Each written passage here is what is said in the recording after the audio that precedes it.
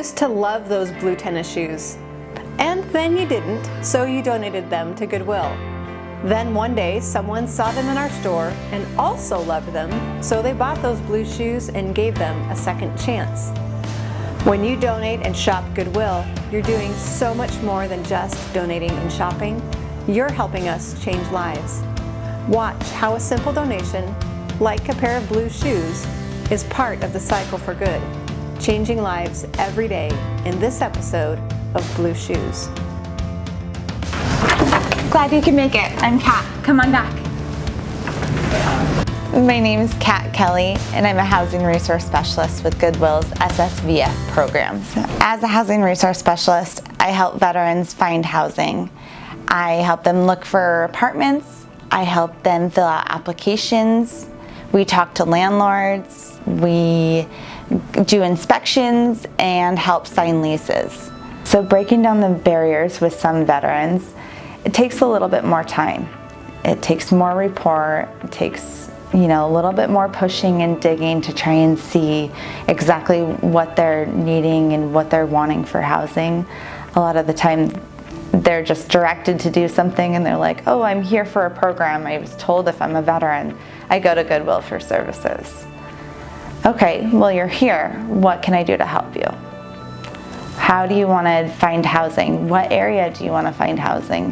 We have to ask the perfect amount of questions and keep kind of pulling to see what is going to be the best fit for you in the long term. So when you do find housing, when we do sign a lease for you, how are you going to be the most stable? The difficult thing about finding housing is that not all landlords are completely understanding of some barriers that some of our veterans may have. So a lot of my duty is educating and helping relay that information to a landlord. Hey, this is just a person who went through some difficulty, and now that they've been able to connect with services, they'll be more apt to being able to keep a stable housing situation for themselves. What we've come to learn is actually everyone wants some stable sort of housing. It's just been very difficult to come back from whichever era they served in and be able to find their identity again. You've been stripped of all your decision making, and once life starts to happen, it's really hard to keep up with bills and things like that and advocate for yourself when you've been told what to do for so long, especially during training. I hear from a lot of veterans that coming back, that it takes a long time to find themselves, and for some longer than others. Working for SSVF and this Goodwill program has really impacted me to see people for who and what they are, instead of just going along with some stereotype that you assume because somebody's homeless, it's because they want to be. You learn and get to know a lot more about who the individual is, what brought them there, and how common it is that anyone we know could be homeless. A lot of the landlords we speak to, we've really developed some relationships. We're getting to be known a little bit more in the community as a housing program, especially now that we work with HUD-VASH vouchers, which is really similar to a Section 8.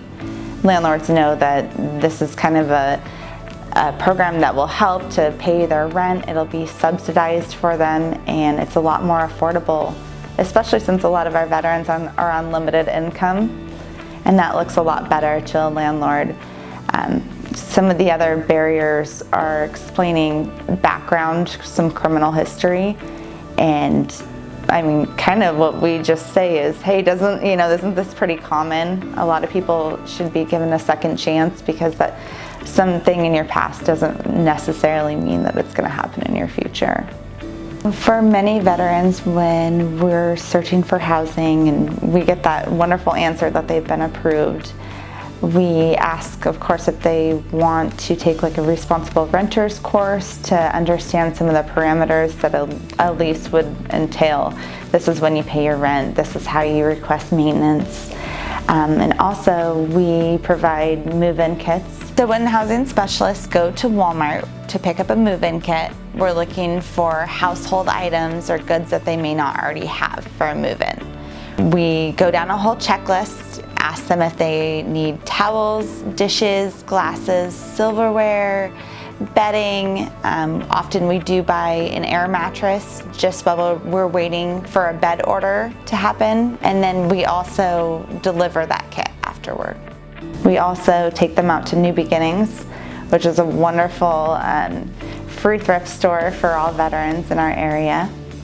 There they can get furniture, they can have it delivered, and be able to just go home and make it their own home. One of the stories that really sticks out to me is of a veteran. He was actually 85, so he was one of the eldest veterans that I had worked with in the program. So he had a background in anthropology, and he had written several published books before. He had traveled all over the world, which was incredible to me because I haven't gone anywhere. And things had started to really go poorly for him after his wife became sick. She did end up passing, and kind of the family was in turmoil over a will that was left. And because he really didn't want to have any conflict, he decided to just kind of pack up and leave. So he came over to Spokane and thought he was staying with a friend for a while, but eventually that friend passed and their family said he could no longer stay. So he came to our program. We were able to make sure he was in transitional housing, which is just kind of temporary housing for our veterans that have nowhere else to go. And we found him an apartment and were able to house him, and he still writes me a letter once a month. The most rewarding part of working for the SSVF program is hearing the stories, hearing the changes and seeing them on clients' faces from the moment that they come in and meet a case manager to the moment they've worked with housing and had referrals to legal programs and things like that. Just seeing the change from the beginning to the end is incredible.